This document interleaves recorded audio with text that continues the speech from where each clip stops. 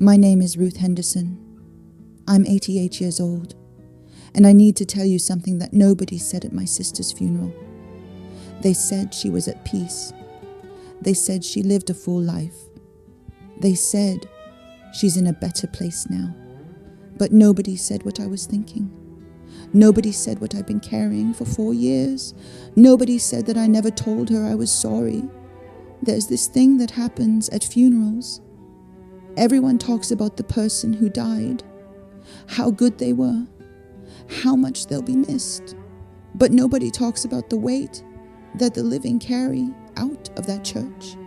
The things left unsaid, the apologies that died with them. I'm telling you this now because you probably have someone too, someone you need to talk to, and you keep thinking there's time. There isn't. Margaret was my baby sister, 3 years younger than me. We grew up in the same house on Woodward Avenue in Detroit, shared the same bedroom until I left for college in 1956. We were close, the kind of close where you finish each other's sentences, where you know what the other one's thinking just by the way she sighs. For 69 years, we were inseparable, and then we weren't.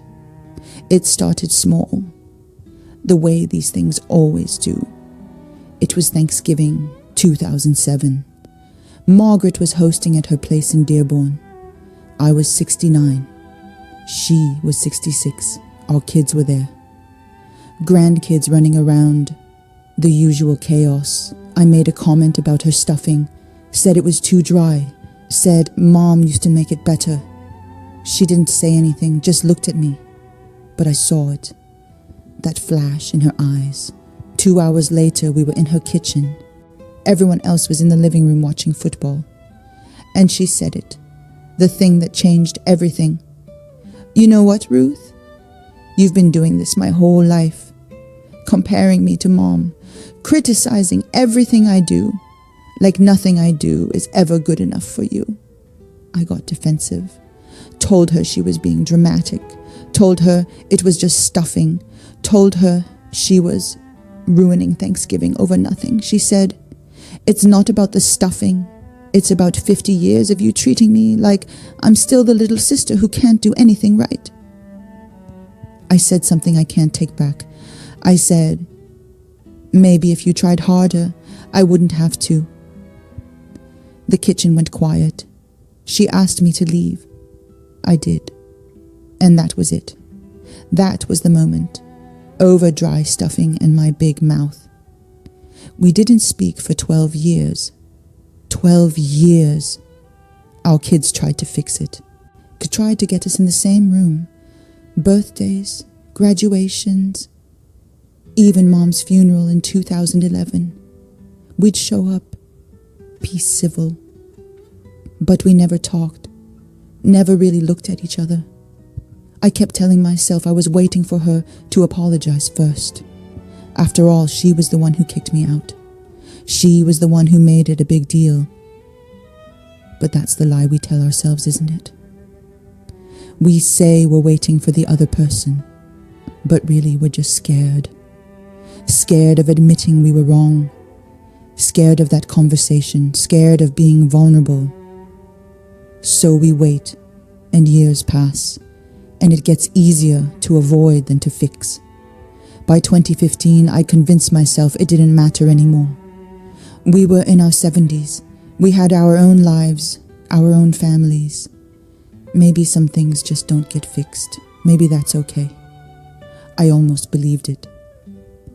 Then, October 2019, my daughter called, said Margaret was in the hospital.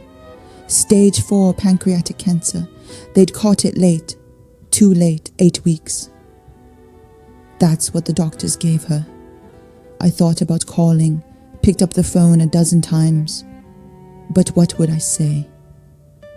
Sorry felt too small. Too late, like showing up to a house fire with a glass of water.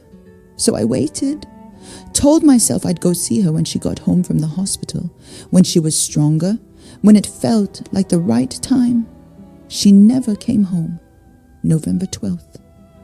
My son knocked on my door at 6 in the morning. I knew before he said it. You always know. The funeral was at Greater Faith Baptist on Livernois. Same church where we were baptized as girls. Same church where she got married. Same church where we used to sit together every Sunday. I sat in the first row, right side. She was 10 feet away in that closed casket covered in white roses. And I had an envelope in my purse. I'd written her a letter the night before. Stayed up until 3 in the morning. Wrote 5 pages. Crossed out half of it. Rewrote it. Everything I should have said in 2007. Everything I should have said in the 12 years after. I'm sorry, I was wrong. I love you. I miss you. Please forgive me.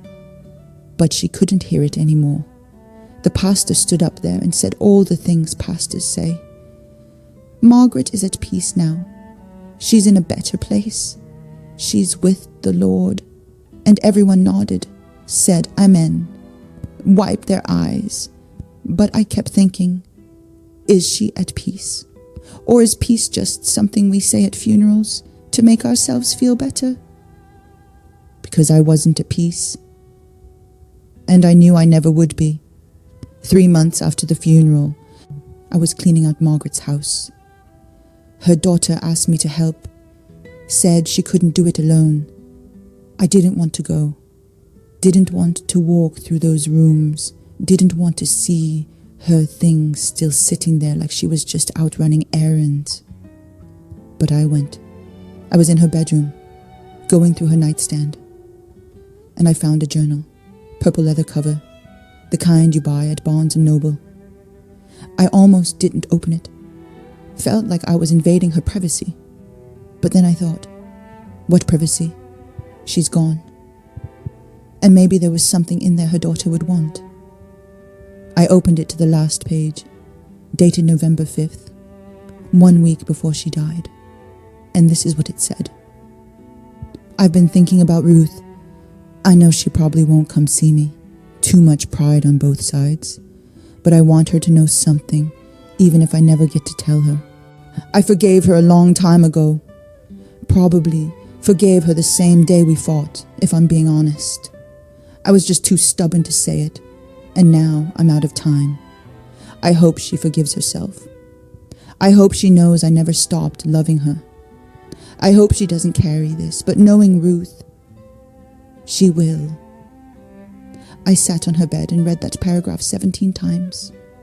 She forgave me. She was waiting for me to come. She wanted to tell me. And I was too scared to walk through her door. Here's what nobody tells you about death. It's not the person leaving that destroys you. It's the conversations you never had. The apologies you never made. The love you never said out loud. Margaret died knowing I loved her.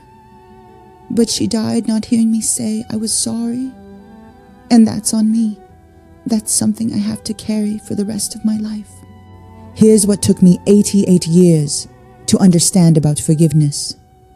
You don't ask for forgiveness when the other person deserves to hear it. You ask when you need to say it, because carrying guilt for years destroys you from the inside in a way nobody sees at the funeral. Forgiveness isn't a gift you give someone else. It's a gift you give yourself. And the longer you wait, the heavier it gets. I thought I was protecting my pride by not apologizing. I thought I was being strong. I thought silence was easier than vulnerability. But you know what's harder than saying I'm sorry? Living the rest of your life knowing you didn't. My daughter asked me why I never just called Margaret, why I waited, why I let 12 years go by over something so small. And I didn't have an answer, because there is no answer. There's just fear. I'd fear of being wrong, fear of that uncomfortable conversation, fear of admitting you hurt someone you love. So we wait. We tell ourselves we'll do it tomorrow, next month, next year, when the time is right. But the time is never right. The conversation is never easy. And one day, you run out of tomorrows. I go to Margaret's grave every Sunday now, same cemetery, where Mom and Dad are buried. I bring fresh flowers. I sit on the bench next to her stone, and I talk to her. I tell her about my week, about the grandkids, about what's happening in the neighborhood. And every single time I say the same thing. I'm sorry, Margaret. I was wrong. I love you. I wish I'd said it when you could hear me. But she can't hear me now. You know what haunts me most? It's not the fight. It's not even the 12 years. It's November 5th, at that journal entry. Knowing she was in that hospital bed, weak and tired and dying, still thinking about me, still hoping I'd come, still ready to forgive me. And I was at home, scared, waiting for the right time. The right time was then. The right time is always now. So, I'm asking you something. And I need you to be honest with yourself. Who is it? Who is the person you need to talk to? Your sister? Your brother? Your mother? Your father? That friend you haven't spoken to in years? You know who it is. You've known for a while now, and you keep telling yourself there's time. That you'll do it when things calm down, when it feels less awkward, when you're ready. But here's the truth nobody wants to hear. You might never be ready, and they might not have time. I'm 88 years old. I've been to more funerals than I can count.